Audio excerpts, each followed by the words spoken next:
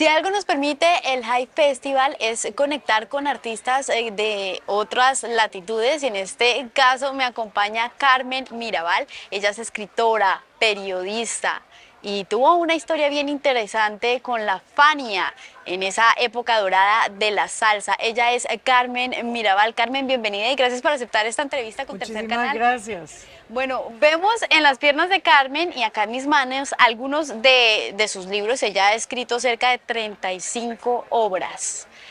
Y Carmen, cuando estábamos conversando antes de entrar a esta entrevista, hubo un título que me llamó la atención y es el que quise tomar acá para que lo vean ustedes. Y se trata de un libro que le pega muchísimo a un gobernante internacional en estos tiempos, que le pega muchísimo a las políticas del reelecto presidente de los Estados Unidos, Donald Trump. Y este libro se titula La mentira del sueño americano. ¿Por qué hay una mentira en ese sueño americano, Carmen? Pues cuando yo vivía en Los Ángeles en la década de los 80, no era una mentira. La gente le pagaba al coyote, pagaba, pasaba y conseguían uno que otro trabajo y con eso ayudaban a las familias que habían dejado atrás. Pero hace como 2 décadas, que es una gran mentira. ¿Por qué? Porque mucho del dinero que tú inviertes en pasar por la frontera es mal usado por los coyotes y muchas veces lo utilizan de otra forma. Por ejemplo, esta es una historia basada en hechos de la vida real. Eran 2 chicas de México, una chica colombiana y una chica dominicana, se conocen en el bus donde ellas van a pasar de Tijuana a San Diego. Ellos abusaron sexualmente de ellas, los coyotes. Una de ellas fue vendida en trata humana y la enviaron a Singapur a la prostitución. Otra fue vendida a un narco y otra se pudo fugar, llegar hasta Los Ángeles, tuvo buena suerte, ella quería ser actriz y pudo hacerlo porque el marido pues la ayudó, el que se casó con ella. Sí. Y hay una cuarta historia de una de ellas que ella quería estudiar Derecho, estudia, se casa con un hombre judío, pero la familia la maltrata mucho por ella no ser judía. Entonces, al cabo de 25 años, la vida las reúne nuevamente y cada una de ellas cuenta su historia, que no necesariamente, a excepción de una, son historias para contar, porque son tristes historias, historias de una resiliencia humana, donde solamente pensar en la familia que habían dejado atrás las mantenía vivas. Entonces yo quiero abrirle los ojos al latinoamericano que quiere cruzar la frontera, que ya no solamente tienes el problema de que hay una oposición del reelecto presidente, sino también de que ya no es fácil pasar porque estos individuos que son sumamente inescrupulosos, tú no sabes en dónde tú vas a ir a parar. O sea, muchos de los hombres que han cruzado en los últimos 20 años nunca llegan a Estados Unidos. Se quedan trabajando en la finca de los narcos en Rosarito o en Tijuana o en esos sitios. Se quedan en la siembra. Y muchas de las mujeres, hoy en día está cada día más de moda la trata de blancas, las están enviando a diferentes puntos en el mundo. Imagínate, si tú no sabes hablar inglés, imagínate hablar chino y te mandan a Singapur. Entonces, ¿cómo tú sales? Te quitan el pasaporte, te llevan en unos barcos de contrabando. ¿Y cómo tú el día de mañana puedes regresar donde tu familia? O sea, hay una triste historia de una mujer ahí que yo la llegué a conocer y la entrevisté. Esa mujer tenía que tener relaciones sexuales 10 veces al día, 7 días a la semana. Son 70 veces. Multiplica eso al mes, al año, en 10 años que hizo ese. Entonces, ella llegó un momento que ya pues no pudo rehacer su vida a pesar de que alguien que la compró se casó con ella, pero nunca pudo tener hijos, nunca pudo mentalmente iniciar una nueva vida. Y entonces yo la entrevisté para cuando yo era periodista de un canal, pero era tan cruda la entrevista que el canal le dio temor y nunca la pasó. Y nunca falta un idiota, porque es de la única forma que le puedes llamar a una persona, que vino y borró el video donde la habíamos entrevistado mi camarógrafo y yo. Pero eso está aquí. Y cuando vino la primera entrada de el primer muro, yo escribí el libro. El libro está vigente, le hicimos una reedición, esta es la segunda edición, y está disponible para quienes lo quieran conseguir, es digital, en sinpapelysintinta.com, que es mi editorial. Sin papel y sin sintinta.com. En ese ejercicio periodístico, lógicamente, es importante conectar con esas historias. ¿Qué fue lo que más le marcó a usted en el proceso de construcción de La mentira del sueño americano cuando habló con esta mujer? El idiota que me borró la cinta, porque yo estuve 3 semanas encubierta con mi camarógrafo, él con los varones, yo con las mujeres, y allí pues dormíamos mal, comíamos mal, se trabajaban 18 horas al día recogiendo lo que había, tomates, cebollas, etcétera. Y luego a las mujeres que nos vieron mejor parecidas, nos tenían listas para enviarnos a Rosarito para luego vendernos. Tuve la suerte que en eso, como yo era encubierta, la gente que yo me había conectado de la policía me rescató a tiempo a mí al camarógrafo. Si no, no te hubiera conocido, voy a saber dónde estaría ahora. Entonces tú piensas en ese momento que dejas una hija de 3 años cuidando con tu esposo y con tu papá, y de momento te das cuenta de que este imbécil viene y te borra el video donde tú tienes tus vivencias, donde tú tienes unas historias increíbles grabadas de esas mujeres, el sacrificio que hicieron para venir. Había gente que venía de Guatemala y tenías que ir a Guatemala por todo México para bajar a Tijuana, y todas esas historias fueron borradas porque el individuo consideró que no eran importantes. Claro. Y eso pues me dio mucho dolor.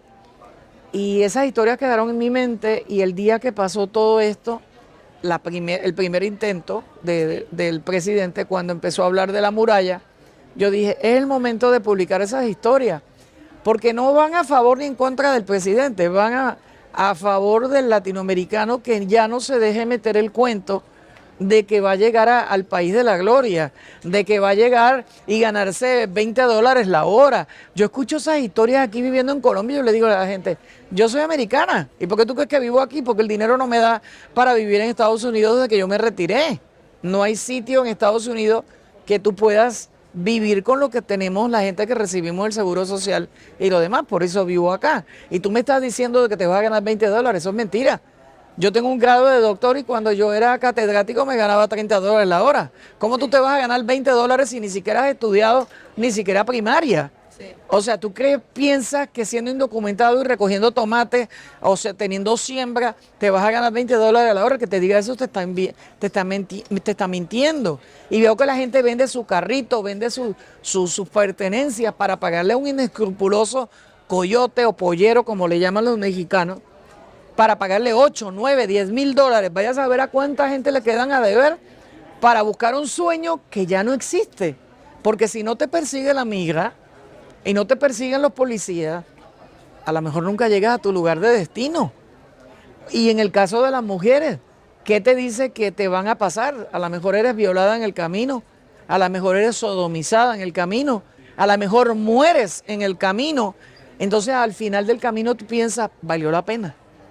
Yo conozco mucha gente que ahora los están devolviendo. Acá en el caso de Colombia. Y me han dicho, al final no valió la pena. Sí. Y a propósito de lo que está pasando hoy, porque algo que es triste, pero que es una realidad, hay que decirlo, Carmen, es que esas historias que usted conoció, que están plasmadas en este libro, siguen siendo una realidad. Siguen siendo. No es ahora son memoria. Peores. Son peores. Porque ahora te matan. Si tú no estás, si estás un poquito mayor y no sirves para la prostitución, te matan para vender tus órganos. Sí.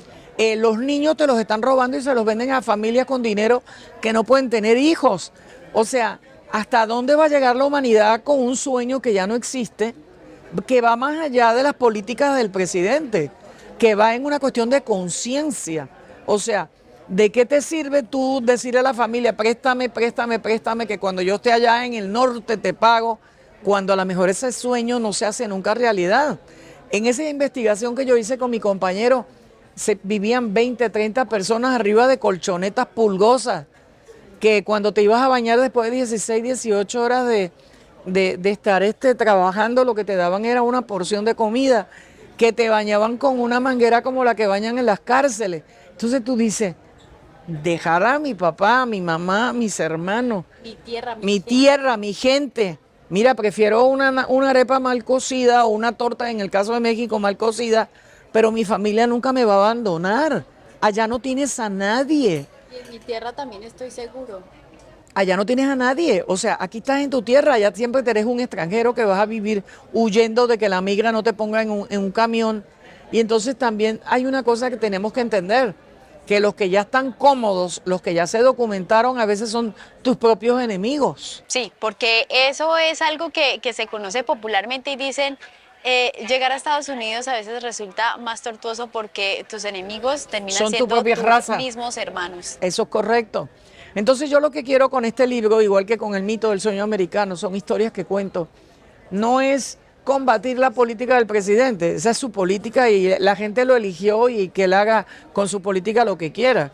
Pero es para abrirle los ojos, hermano latinoamericano, ya no vale la pena irte de tu país, porque es mejor pasar hambre en el tuyo que pasar en hambre en el otro y vivir con miedo, vivir con desesperación de que te puedan sacar, de que te puedan devolver, de que regreses con la vergüenza de que no te fue bien. Eso no es ninguna vergüenza, si no te fue bien, pues no te fue bien.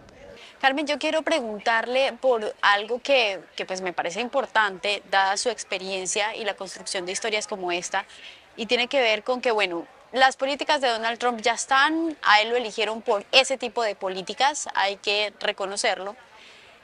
En Colombia se vivió una crisis diplomática entre Donald Trump y Gustavo Petro, y Gustavo Petro hablaba de algo que pues suscitó varias críticas y tiene que ver con el concepto de la dignidad con la que estaban tratando a estos migrantes que pues venían con sus esposas en manos y pies, y no eran solamente los colombianos, sino también así en esas condiciones llegaron a Brasil, llegaron a México. ¿Usted qué opina de eso que mencionó el presidente en torno a la dignidad humana?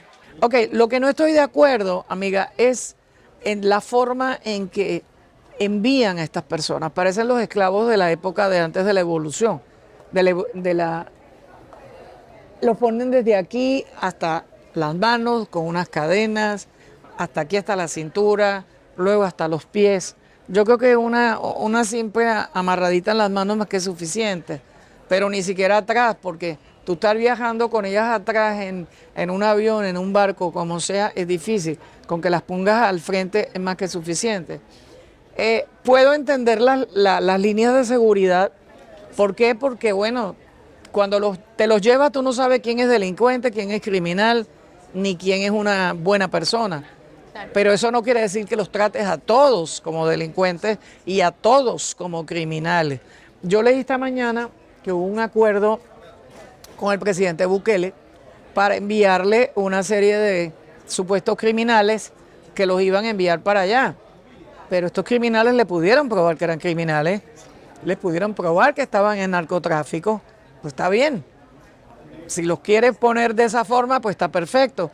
Pero ¿qué sucede con esta persona que viene de tu pueblito, por ejemplo, que me encantó allá, y lo lleves, y él con sacrificio de Boyacá, él con tanto sacrificio llegó hasta Tijuana, cruzó la frontera, está trabajando decentemente en un sitio que todo el mundo sabe que es indocumentado, pero trabaja y se gana la vida y manda dinerito para acá, que lo traten igual que al narco o que al delincuente o que al que vende mujeres en la trata de blanca. O sea, creo que hay que discernir. No es proporcional. No es proporcional el trato y el maltrato. Sí. En eso sí. Y soy ciudadano del mundo. Yo viví en Argentina en la época que tú veías pasar los cañones por el frente del hotel. Sí. Y vi casi un golpe de Estado. Y viví en la República Dominicana en momentos muy difíciles también. O sea, yo entiendo que todos los países tienen sus momentos trágicos, pero tampoco no creo por qué tienes que salir de gente trabajadora. Yo no creo, en eso lo digo firmemente en el libro, de que vienen a quitarle el trabajo a nadie. Yo viví 22 años en Los Ángeles y yo nunca pude conseguir una niñera bilingüe para mi hija. ¿Por qué? Porque las únicas personas que hacían el trabajo eran las indocumentadas. Nunca una persona de la raza negra ni nunca una persona de la raza blanca americanas de nacimiento eran niñeras. El que me limpiaba el patio era de Guatemala. Yo nunca vi ningún americano que quisiera limpiar patio. Cuando yo tuve, en una época que trabajé en algo muy importante que necesitaba un chofer, tampoco yo no conseguí un chofer que hablara inglés. O sea, ni que todos eran latinos. Entonces entendamos que los trabajos que hacen los latinos no son necesariamente el trabajo que hace un americano. O sea... y que además se vuelve necesario para los americanos por lo bueno, que... ahí vamos. Yo quiero saber ahora que están sacando toda esa gente, si va a haber la oportunidad de que recojan la cosecha, de que siembren la cosecha, la futura cosecha. O sea, ¿quién va a hacer ese trabajo? Es lo que yo quiero saber. Quiero saber, por ejemplo, en mi país sacaron un poco de dominicanos que muchos de ellos se dedicaban a la recolección de la semilla del café. Pues ¿quién va a hacer ese trabajo? Porque si hubiesen puertorriqueños que lo quisieran hacer, no habían dominicanos haciéndolo. O sea, yo creo que hay que pensar un poquito esa ecuación en términos de igualdad humanitaria. Sí, señora. Yo puedo creer que él quiera defender el gobierno de los Estados Unidos, lo cual me parece bien como americana. Lo que no estaría de acuerdo es de la forma en que es para todo el mundo por igual. No todo latino es un delincuente. Yo tengo una experiencia que la voy a hacer pública. Sí. El que era mi esposo, Porque en ese además entonces en sabemos Estados que usted Unidos... se casó 4 veces, ¿no? Sí, bueno, en una de las veces que me casé, Sí, sí. mi ex esposo trabajaba y tenía una empresa que tenía que ver con la limpieza de domésticas, ¿no? Las recogían en un punto en Los Ángeles y las llevaban a las casas de los riquillos a ganarse su dinero, se les pagaba a ellas, se les daba transportación. En más de una ocasión el chofer y las muchachas se los llevó la migra. Pues en una época que él fue a Argentina a llevar a nuestra hija, que la conocieran sus abuelos, pues yo me quedé a cargo del negocio y cuando faltaba un empleado, pues me tocó más que una vez hacer el transporte. Y en una ocasión de esas que tú sales tarde, dejas toda la documentación y lo único que tenía era la licencia de California. Me paró la amiga y entonces yo le dije, mira, aquí hay personas que están documentadas. Las señoras no me escucharon. Al contrario, yo le dije, yo soy de Puerto Rico y el individuo me contestó de muy mala manera en inglés y ahora todas son puertorriqueñas. Entonces estuve detenida un buen rato en lo que pude probar que era puertorriqueña. Y, bueno, dicen que Dios nunca abandona a uno y yo soy una prueba fehaciente de que Dios existe. Había un puertorriqueño que era policía entre los federales y le dijo, es bien fácil, yo te voy a decir si es puertorriqueña. ¿Dónde tú naciste? En tal sitio. ¿Dónde estudiaste? En tal sitio. Me dice, por más que le enseñe a un mexicano que diga eso, ni va a cambiar el acento, ni va a saber tanta intimidad del país. Pero entonces mi dolor las que dejó atrás, ¿ves? Pero en ese proceso, si yo no consigo ese puertorriqueño colado ahí, la estaba pasando bien mal, porque yo pedí hacer una llamada y me la negaron. Y yo decía que era americano, y me dijo, sí, todo el mundo es puertorriqueño. Y yo dije, pero aquí tengo mi licencia de conducir, y el individuo me dijo, sí, ahí en la avenida Atlántica, donde están los mexicanos, te la dan falsificada por $25. O sea, estaba amarrada de pies y manos siendo americana. Hubo una época en la década de los 80 que había que sacarle copia fotostática al pasaporte y llevarlo para todos lados. Y creo que estamos en esa época otra vez. Carmen, sin duda es usted uno de esos perfiles que vale la pena tener en Charlas 914. Y ya para finalizar este espacio, yo quiero que nos hable rápidamente de estos libros también que son de Ay, su bendito, sí, autoría. se nos fue con la mentira. Bueno, esta es una historia hermosa entre Ernest Hemingway, el famoso escritor americano que vivió en La Habana en la década de los 40. Y pues así en mi imaginación tuvo un romance con una chica de Cartagena y 70 años después la nieta quiere saber su origen y la abuela le confiesa de este romance y le da unas cartitas que Hemingway le escribió. Y los demás tienen que comprarlo en sinpapelysintinta.com para que se enteren. Esta, Scammer, es una historia maravillosa. Le pasó a una amiga mía, yo escribo muchas historias de la vida real. Sí. La estafó un individuo a través de un medio de Facebook y le dijo que era hermosa, que tenía una sonrisa maravillosa. Se hicieron novios cibernéticos, tenían sexo por teléfono y ella acabó financiándole unos documentos perdidos, el que los niños de él tenían malaria, y luego ella descubrió que era un farsante, que era de Nigeria, que nada que ver con la historia que le había contado. Y se me ocurrió que era una buena historia para contar porque esto pasa todos los días. Sí, y ahora con plataformas que son Y ahora con directamente plataformas para tener directamente citas. más para eso. Sí, sí. Entonces, pues, técnicamente me di cuenta que mi pobre amiga se enamoró de una foto y un audio. Y entonces perdió muchos miles de dólares del Seguro Social. Esta es mi historia. 50 años en el mundo del entretenimiento, 621 páginas. Desde que yo tenía 5 años hasta que trabajé en la Fania, en la Tico, tuve mi propia fábrica, tuve mi propio estudio de grabación, tuve mi propia fábrica de 45 LPs, cassette y CD. Cuando ingresé en el mundo de la educación, los cambios que quise hacer en el mundo de la educación, y hasta que me mudé a Colombia. Me quedé aquí en Cartagena, como te dije antes de empezar, porque vine a un festival de cine y cerraron el aeropuerto por la pandemia. Me gustó vivir y cuando abrieron el aeropuerto busqué mis cositas y regresé. Así que este también está disponible en sinpapelysintinta.com, es digital. Y yo pienso que para esos que quieren ser artistas, cantantes, productores y todo lo demás que tenga que ver con el mundo de la comunicación, pues tienen aquí como un manual de todo lo que no deben de hacer para que no los pase y todo lo que deben de hacer para que triunfen. Bueno, ahí está ya es Carmen Mirabal. Carmen, muchísimas gracias. Gracias a ti por la invitación y por permitirme hablar tanto. Claro que sí, aquí el micrófono es de ustedes. Gracias.